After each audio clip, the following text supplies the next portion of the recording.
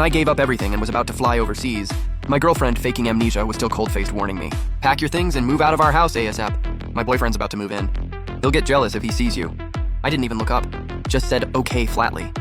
She didn't suspect a thing and kept up her act. Also, stop claiming to be my boyfriend. My boyfriend Sinian will be upset. I paused for a second, then obediently nodded. I didn't bother explaining that I'd changed my name and was leaving to study abroad. I wouldn't have even a shred of attachment left for her. She likes acting? Fine, I'll play along till the end. After all, she wants to get rid of me too. And let's never meet again. After finishing the name change paperwork, it was already dark. I hailed a cab and searched for flights on my phone. The name change was submitted, but it'd take a month to process. So I booked a flight to Melbourne for the 1st of next month. Then I messaged the study agency accepting the offer. That night, I slept better than I had in a month.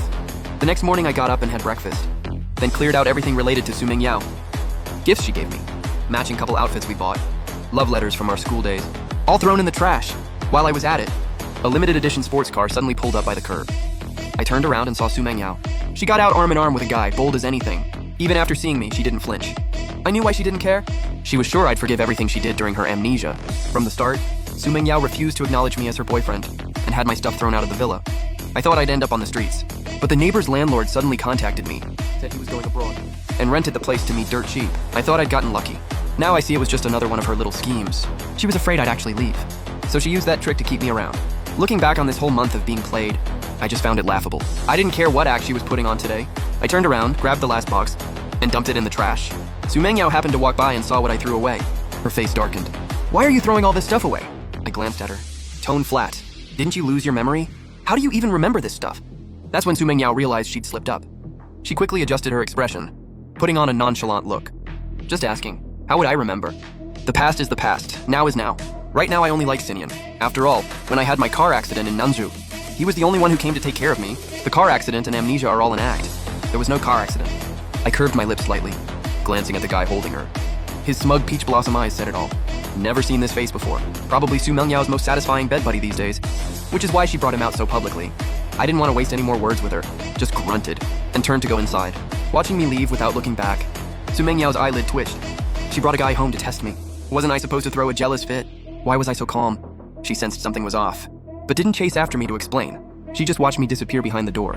At 8 p.m. the doorbell rang. I put down the packing tape and went to answer. It was the guy Su-Ming Yao had brought home. He raised his hand with a wave, smiling on the surface but with cold eyes underneath. "Hey there, I'm Lucinian. I'll be staying at my girlfriend's place for a while. Since we're neighbors now, mind if we exchange contacts?" "No need." I refused without thinking and turned to leave. But Lucinian snatched my phone right out of my hand, quickly opened WeChat and added himself. Seeing my face drop, he grinned and handed it back. "Come on, let's be friends. We'll be seeing a lot of each other. By the way, you got any umbrellas? Used up all the ones I bought today. Mind lending me a couple?" My face went pale for a second. My hand trembled slightly, taking back the phone. No, but Lucinian wouldn't let up. Mockery plain in his eyes. "Right, my bad for asking. Ming Yao already dumped you. Why would you have any?" I knew he was provoking me on purpose. Didn't want to deal with him? I grabbed the door to slam it shut. Lucinian grabbed the handle and deliberately fell to the ground. His eyes instantly went red. "Bro, I know you don't want to see me. I just came to borrow some seasoning, so I could make dinner for Ming Yao. If you don't want to lend it, that's fine. But why'd you have to get physical?" Him suddenly pulling this stunt out of nowhere. My heart jumped. Before I could react, Su-Ming Yao appeared out of nowhere, rushed up the steps, and pulled him to her side. She glared at me coldly. "Sinian never did anything to you. Why are you being so unreasonable? He's my boyfriend now. I'd appreciate it if you treated him better." After dropping that, she didn't even look at my expression, just helped him up and walked away. Every word stung. I clenched my fist without realizing. I watched them disappear. Into the dusk. Expressionless, I raised my hand and slammed the door shut. In the middle of the night, my phone on the nightstand kept buzzing. I instinctively hit answer. The next second, the screen switched. Watching the shaky camera capture those obscene scenes, I was fully awake. Once I realized what was happening on the other end, I froze like a statue. Finally, I couldn't take it anymore and hit end. Those drowsy eyes were now completely bloodshot. For the next few days, I didn't leave the house. Not until my buddy's wedding day did I pull myself together and go out. At the hotel, I gave him the gift I'd prepared before the ceremony started. After some small talk, my buddy grabbed my hand and said, "I sent Su-Ming Yao an invite. She said she'd come. Go meet her later, talk to her more. Maybe the wedding vibes will trigger her memory of your proposal." I was quiet for a moment, then shook my head. Seeing the smile fade from my face, worry flickered in his eyes. "What's wrong? Don't want to keep trying anymore?" I was about to answer when I saw Su-Ming Yao show up at the door with Lucinian. My buddy looked over too. Seeing them all over each other, his face turned red with anger. He was about to rush over and confront them, but I held him back. My voice full of exhaustion, "Let it go. It'll all be over soon." He didn't understand what I meant. Just as he was about to ask, "The best man came over. The ceremony's about to start." I barely managed to convince him to get on stage. Hearing the wedding march echo through the hall, I took a deep breath and went back in. All the guests were seated. Only the seat next to Su Mingyao was empty. After a moment's hesitation, I sat down. During the ceremony, Lu Xinyan kept clinging to Su Mingyao, asking her to help him with food. She responded to every request, pouring drinks, blowing on soup, impossibly attentive. Even when he fed her dessert he'd already bitten, she ate it without hesitation.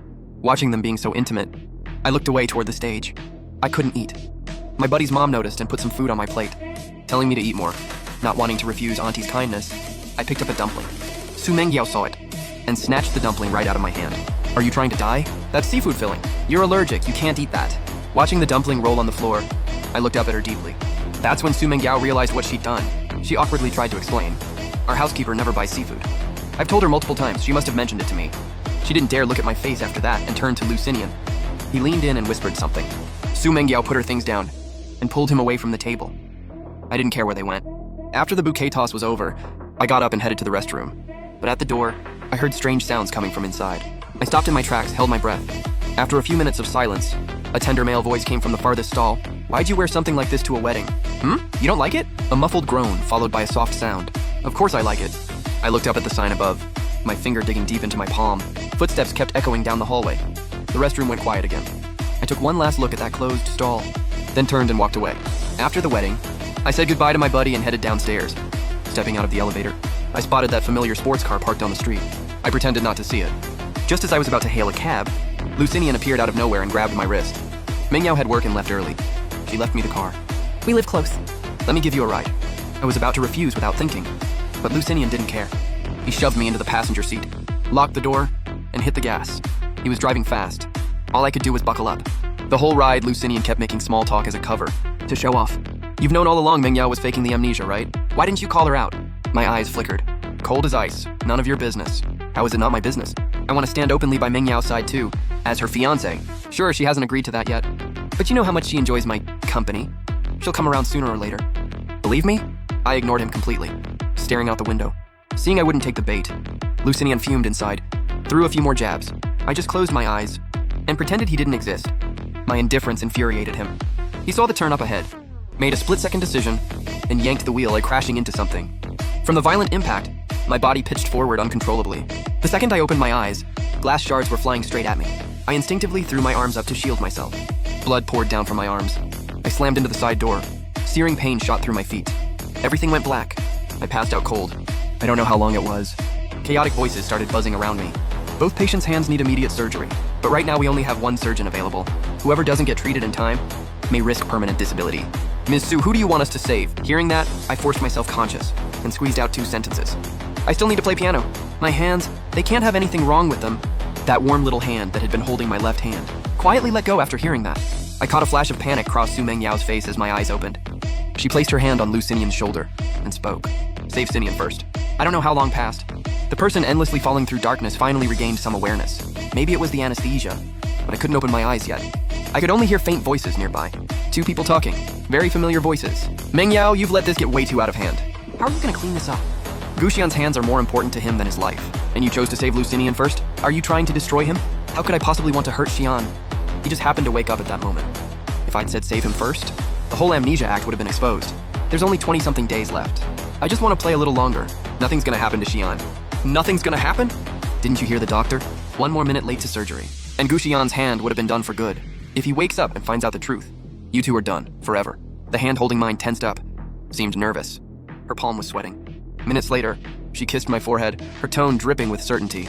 "He won't find out. I've got it all arranged. In 23 days, the doctor will announce I've recovered my memory, and everything will go back to the way it was." After the doctor left, 1 person left the room. The other stayed by my bed. Our wedding's coming up soon. I already ordered the rings. On the day I recover my memory, you'll get to see them after we get our marriage license. I'll take you to see the Northern Lights, okay? Remember on our 3rd anniversary, the wish you made on that shooting star? When you said you wanted to be with me forever? I was so happy. I want to grow old with you too. The anesthesia was slowly wearing off. I remembered who this rambling person was.